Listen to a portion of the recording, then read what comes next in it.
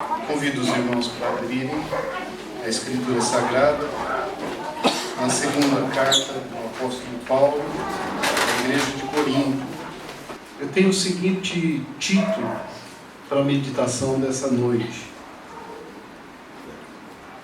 as fraquezas que experimentamos e as fraquezas que devemos superar. As fraquezas que experimentamos e as fraquezas que devemos superar. E essa pergunta eu já fiz para alguns amigos e para os meus familiares. E agora estendo para os demais irmãos. Nós que somos da fé em Cristo, podemos ter fraquezas?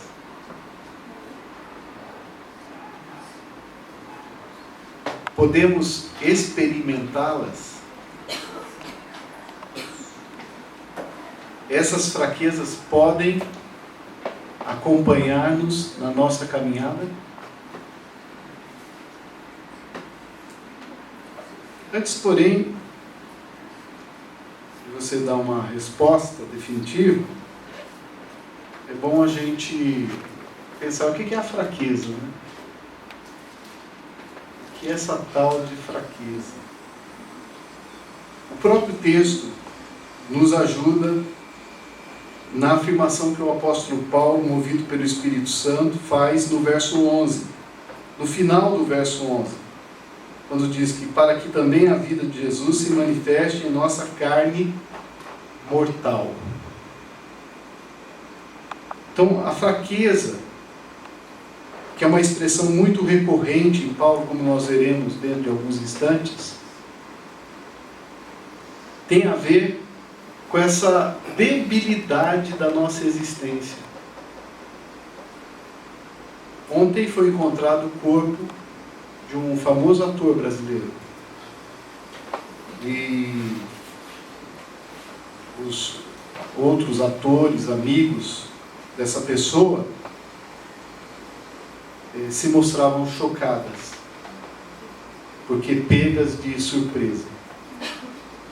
E nós não deveríamos ficar surpresos com a morte. Não sei por que a morte causa tanta perplexidade, porque ela é a realidade mais comum a todos nós. E ela expressa com clareza essa nossa debilidade existencial, essa nossa fraqueza. Tudo o que nós fazemos, e tudo o que nós somos, e tudo o que nós sentimos, e tudo o que nós passamos, tudo o que nós experimentamos, tudo o que nós construímos, tudo, absolutamente tudo, é passageiro. A fraqueza traz essa consciência para cada um de nós. Nossa carne é mortal, ou seja, é uma hora que nós vamos parar de existir por aqui. A nossa caminhada vai ser encerrada. Hoje nos vem, amanhã desaparecemos. Como o próprio escritor bíblico diz, a nossa vida é como a neblina, densa por alguns instantes, um alvorecer, mas chegando o sol mais forte, desaparece sem saber para onde foi. Essa é a realidade de cada um de nós. Se há algo muito certo entre todos aqui, é que todos nós somos, queiramos ou não, façamos essa admissão ou não, concordemos ou não, se há algo em comum entre todos nós, é que todos nós somos fracos. E essas fraquezas, muitas fraquezas, se resumem, se sintetizam nessa expressão do apóstolo Paulo no verso 11. Em nossa carne mortal. Por mais maduro que seja um irmão, por mais experiente que seja aquela pessoa que caminha com Cristo, ainda assim, terá ela a necessidade de reconhecer a sua fraqueza. O apóstolo Paulo era um homem muito forte espiritualmente. Mas quando escreve aos Coríntios, ele não diz que os coríntios são fracos. Ele diz que os coríntios, juntamente com ele, experimentam essa fraqueza. Diz assim no verso 7: temos, porém, este tesouro em vasos de barro, para que a excelência do poder seja de Deus e não de nós. Ele não diz, vocês têm. Ele diz, temos. Nós temos. Paulo está incluso no rol dos fracos.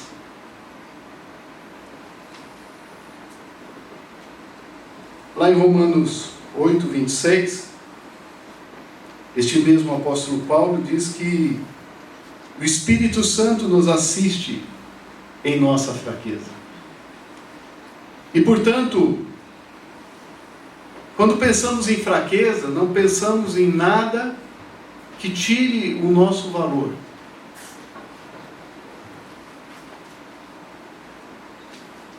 Num primeiro momento podemos pensar que a fraqueza nos desprestigia, nos desvaloriza, mas não é nada disso. O fato de sermos mortais não tira o nosso valor. Porque também diz a Escritura Sagrada que Cristo morreu por nós quando éramos fracos. Foi na fraqueza que Deus nos valorizou. E o amor de Deus foi provado exatamente por amar o fraco, amar o débil, amar o limitado, amar aquele que não tem o que lhe oferecer.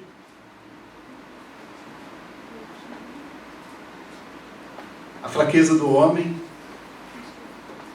deixa manifesta a glória, a grandeza, o ser absoluto do amor de Deus. Lá em 1 Coríntios, capítulo 1, 25, o apóstolo Paulo diz que, quando desafiado a pastorear as igrejas na Ásia Menor, especialmente a igreja de Corinto, sentiu muito temor. Ele diz então que foi encontrado em fraqueza.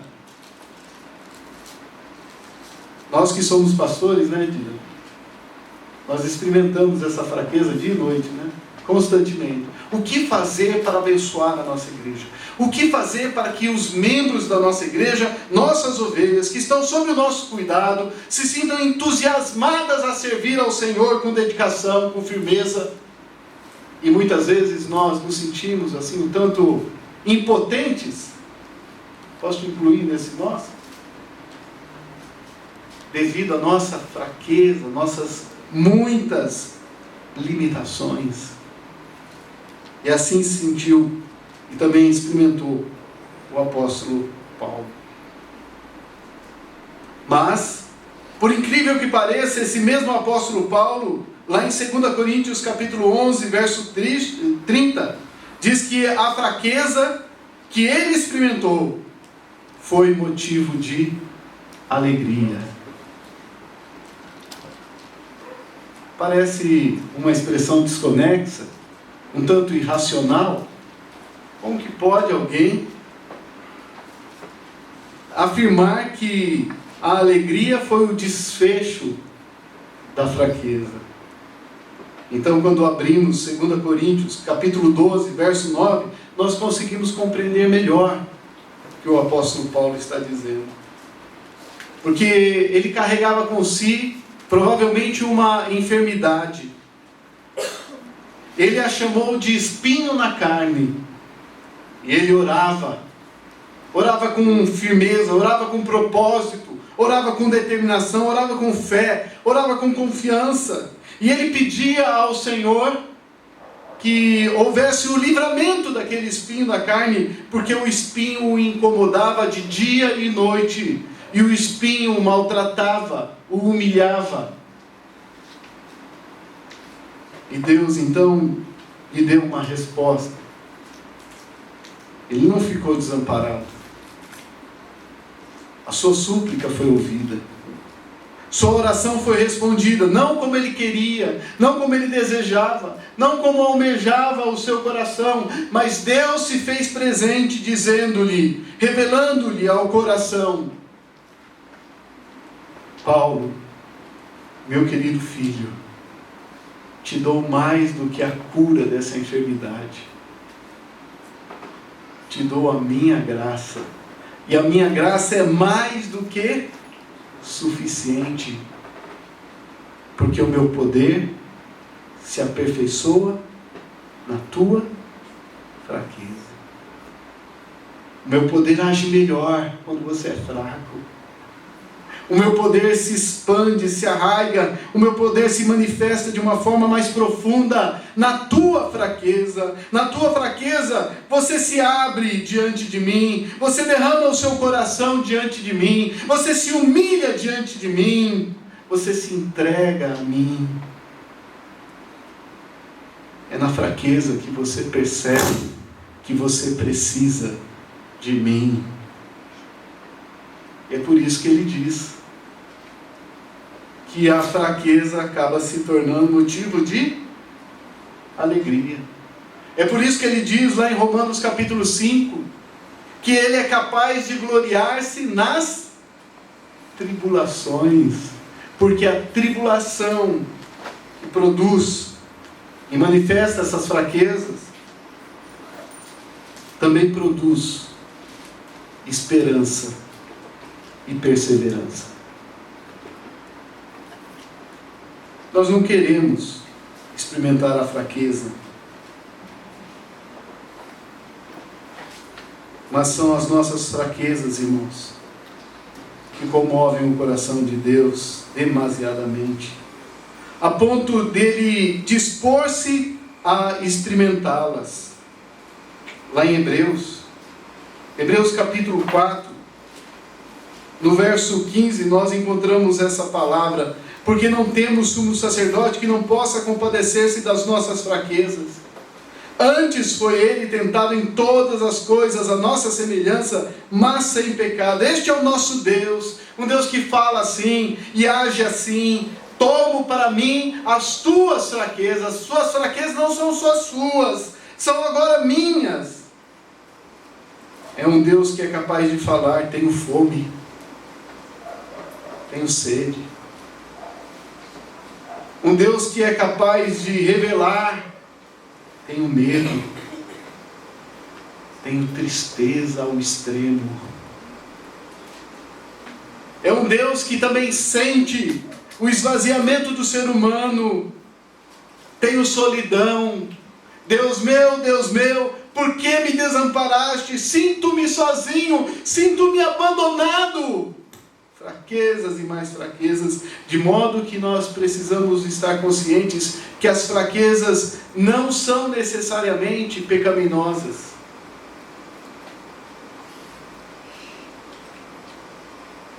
Mas que as fraquezas são oportunidades de profunda experiência com Deus. E sem elas estaríamos todos tomados pelo orgulho humano. E sem elas estaríamos com os queixos levantados e os olhos fechados para os céus. E não poderíamos jamais pensar em Deus e desejar a sua presença e a sua intervenção. De modo que são as fraquezas, verdadeira bênção, que nos arremessam para os braços do Senhor. Mas quem gosta de experimentar fraquezas? Eu é que não gosto. Mas eu as experimento. Contudo, irmãos, há de se relevar sobre algo importante. Há fraquezas e fraquezas. Nem todas são iguais. E há fraquezas para o bem e há fraquezas para o mal. Há uma expressão na Escritura que provoca muita dúvida, né?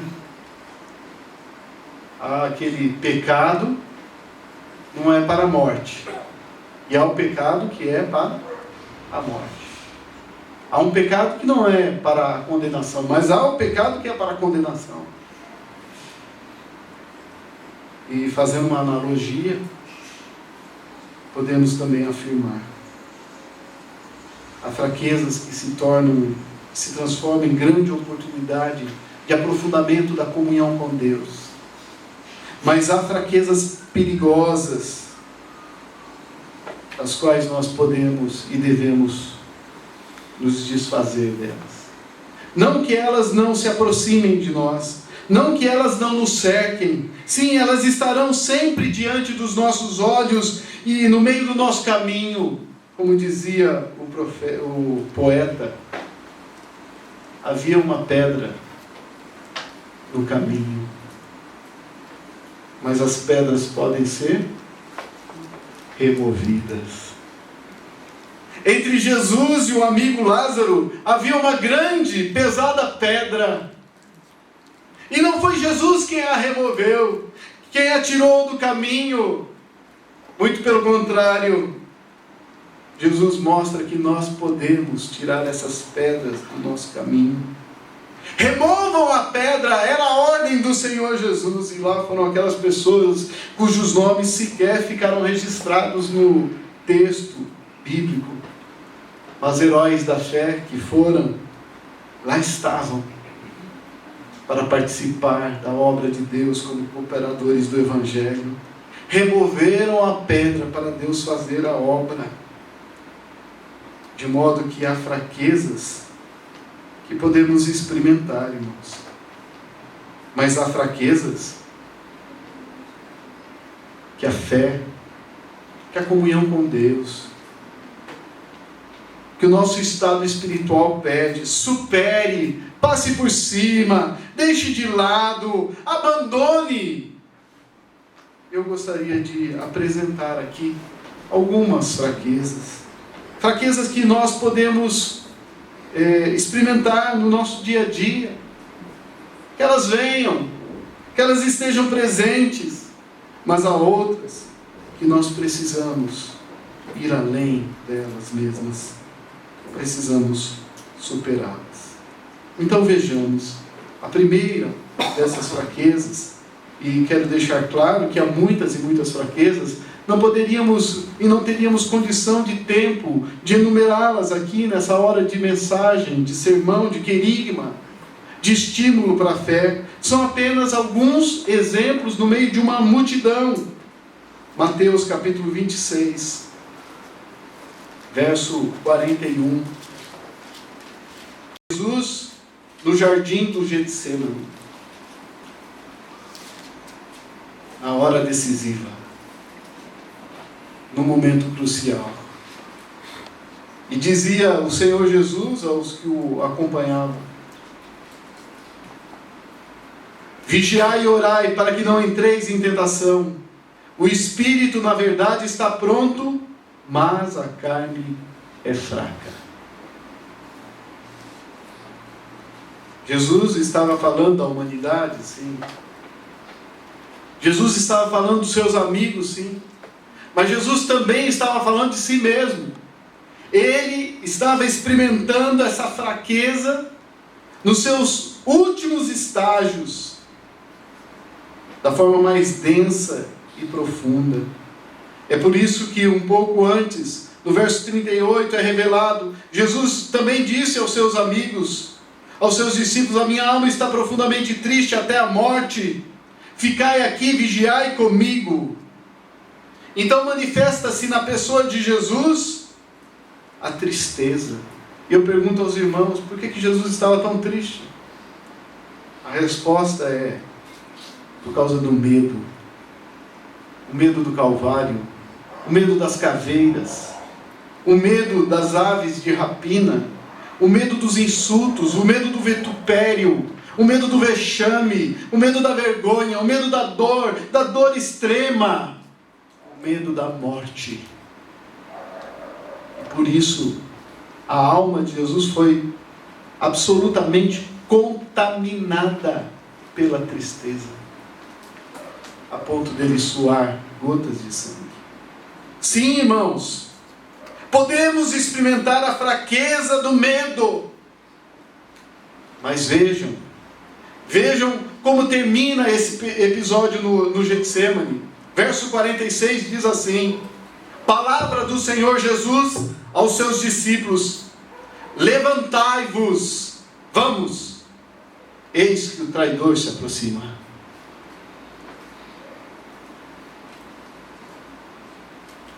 Jesus tinha medo, meus amados, mas Jesus não abandonava a missão. Jesus estava triste, mas Jesus não se acovardava. Jesus suava sangue, mas Jesus não fugiu do propósito para o qual foi enviado a este mundo. Você pode ter medo, é uma experiência de fraqueza, mas meu amado, meu querido, não seja covarde, não seja um covarde espiritual, não seja um covarde da fé, não seja um covarde na comunhão com Deus, não seja um covarde na prática do Evangelho, porque diz a Escritura Sagrada, veementemente é afirmado que os covardes não poderão herdar o reino de Deus. Medo todos sentimos. Medo de tantas coisas. Medo de tantos perigos. Tantos riscos. Tantas circunstâncias. Mas não podemos deixar o caminho. Lá em 2 Coríntios capítulo 7, meus amados, no verso 9, nós encontramos uma outra exemplar fraqueza. 2 Coríntios capítulo 7,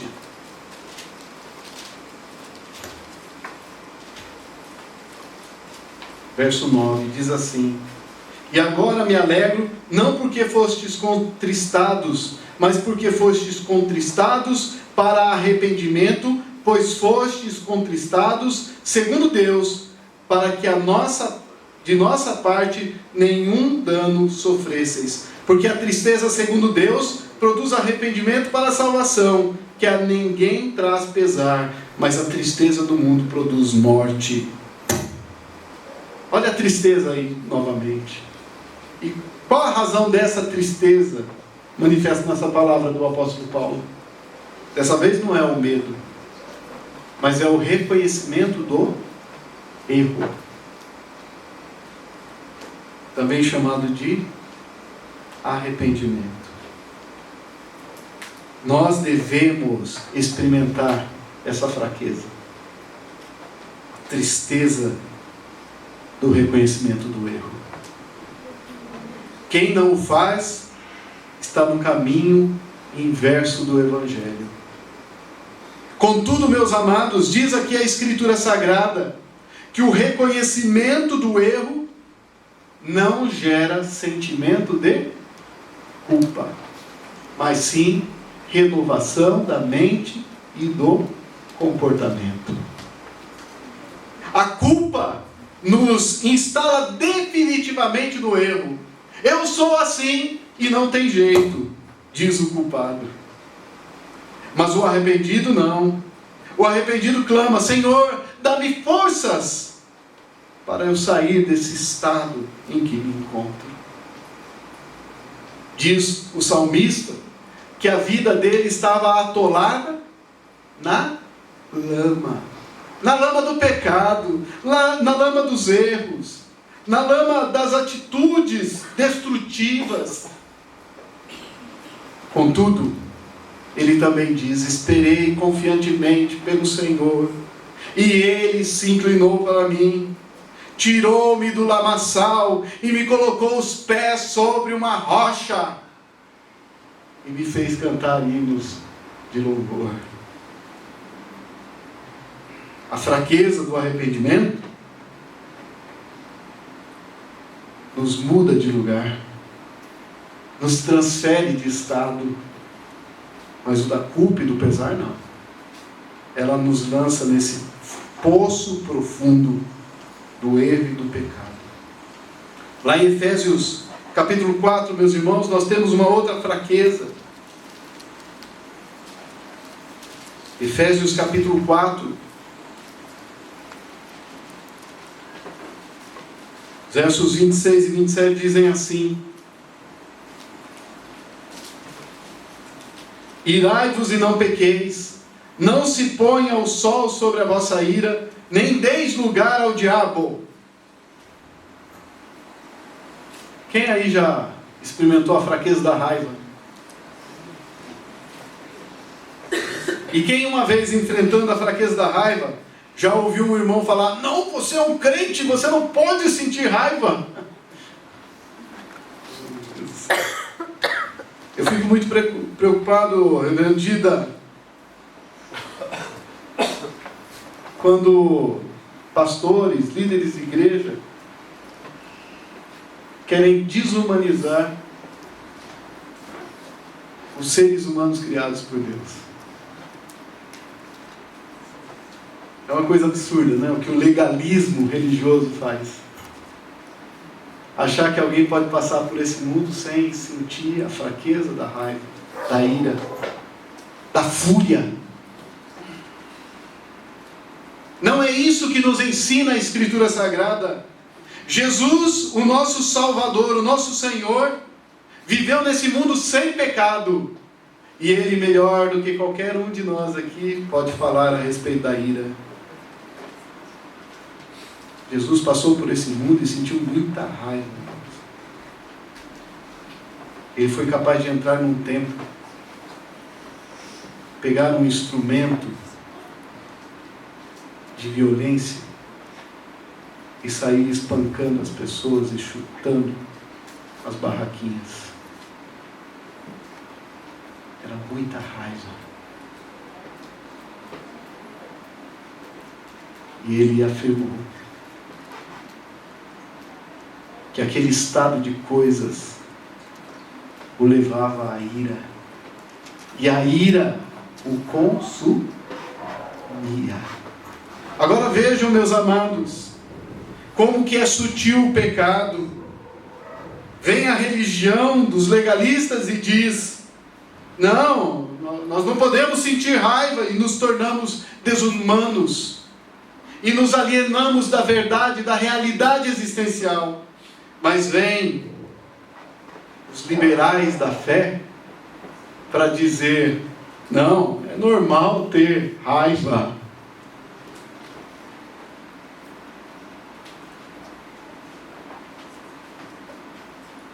É isso aí, a raiva é a realidade dos relacionamentos humanos. Mas não é o que diz a Escritura Sagrada. A Escritura Sagrada diz claramente: quer ter a experiência da raiva? Você tem o direito. Ela acontece. Irai-vos e não pequeis. Para a gente se irar e não pecar, o que tem que acontecer?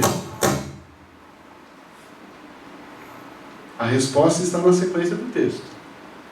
Não se ponha o sol sobre a vossa ira. Ou seja, irmãos, a gente pode passar raiva e passa. A gente pode ficar irado e fica. O que a gente não pode é guardar ressentimento. O que a gente não pode é desenvolver a mágoa. A mágoa e o ressentimento são filhos da ira, filhos da raiva. Mas eles são desenvolvimentos doentios, destrutivos dessa ira. Podemos ficar irados.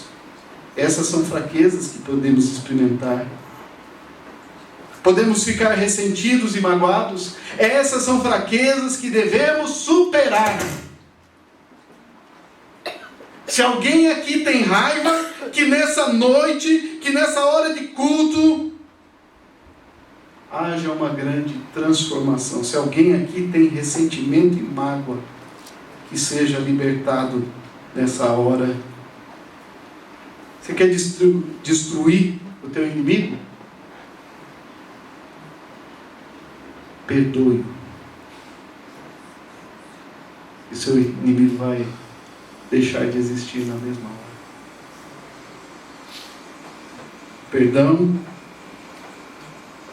deve suceder a ira, meus amados. 1 João, primeira epístola de João,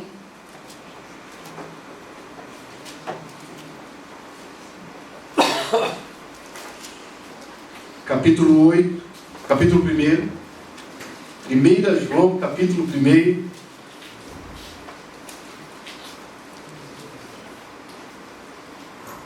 vou ler aqui o verso 8, diz assim, eis aí uma outra fraqueza. Se dissermos que não temos pecado nenhum, a nós mesmos nos enganamos e a verdade não está em nós. Em alguns momentos, a Escritura Sagrada troca a expressão pecado por expressões metafóricas.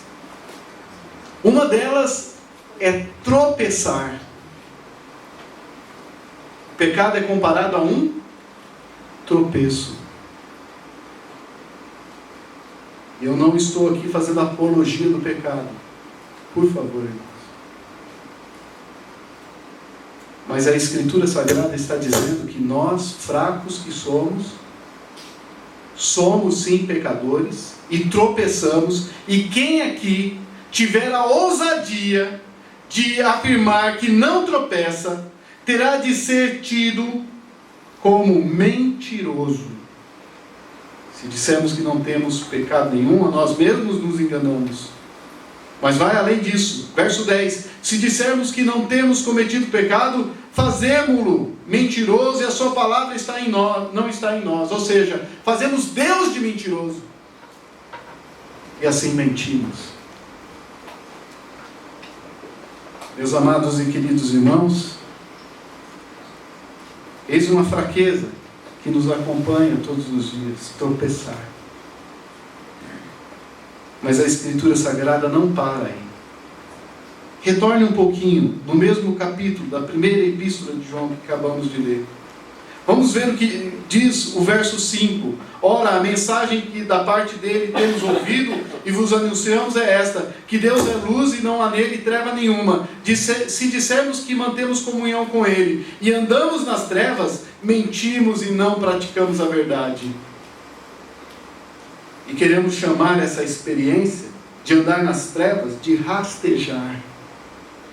Se pecar é tropeçar, viver em pecado é rastejar. Deus admite que nós, nas nossas fraquezas, tropecemos, mas não admite que nós rastejemos.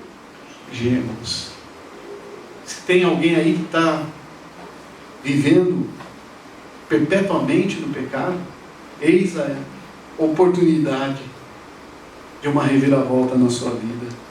Tropeçar sim, rastejar jamais. Cometemos pecado sim, mas vivemos em pecado de maneira nenhuma. Nós que fomos exatamente alvo da obra do Senhor Jesus Cristo para nos livrar do poder desse pecado, de modo que nos lembramos daquela exortação de Romanos capítulo 12, transformai-vos pela renovação da vossa mente, para que experimenteis qual seja a boa, perfeita e agradável vontade de Deus.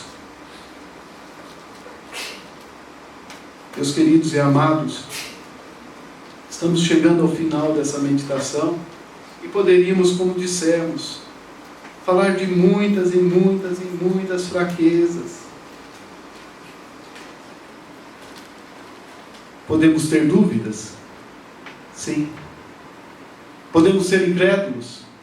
Jamais não. João Batista teve dúvidas. Não foi censurado pelo Senhor Jesus. Tomé foi incrédulo. Foi repreendido pelo Senhor, o nosso Mestre. Em 2 Coríntios, capítulo 4, texto que inaugurou a nossa reflexão, nós lemos aí muitas dessas fraquezas. O apóstolo Paulo diz que ele foi atribulado, porém ele não foi tomado da angústia. Experiência da tribulação, sim. Experiência da angústia, não. O apóstolo Paulo diz que ficou perplexo com os acontecimentos que o rodeavam. Leia Atos dos Apóstolos, ele faz uma lista de vários acontecimentos indesejáveis na sua caminhada missionária. Perplexo, sim. Desanimado, não. Peço ainda um pouco da atenção dos irmãos. Vocês entendem o que significa desanimado? Pessoas na igreja falam que estão desanimadas. Que vergonha.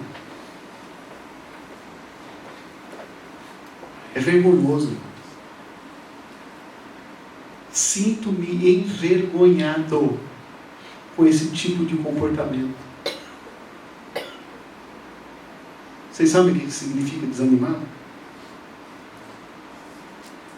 A raiz dessa palavra vem do latim, anima. Alma. Animado, cheio de alma, cheio de energia vital, cheio de vigor, cheio de convicção, cheio de determinação. Essa energia vital se chama Jesus Cristo. Ele é a nossa energia vital. Ele é a fonte da nossa fé, da nossa confiança. Quando uma pessoa diz, estou desanimado, estou esvaziado dessa fé, estou esvaziado dessa confiança, estou esvaziado dessa energia vital. Como pode alguém fazer uma afirmação desse tipo? Não sou exemplo para nada, irmãos. Mas quero dizer para vocês que nesses quase 23 anos de ministério, trabalhando na obra do Senhor, não teve um dia que eu tenha me sentido desanimado.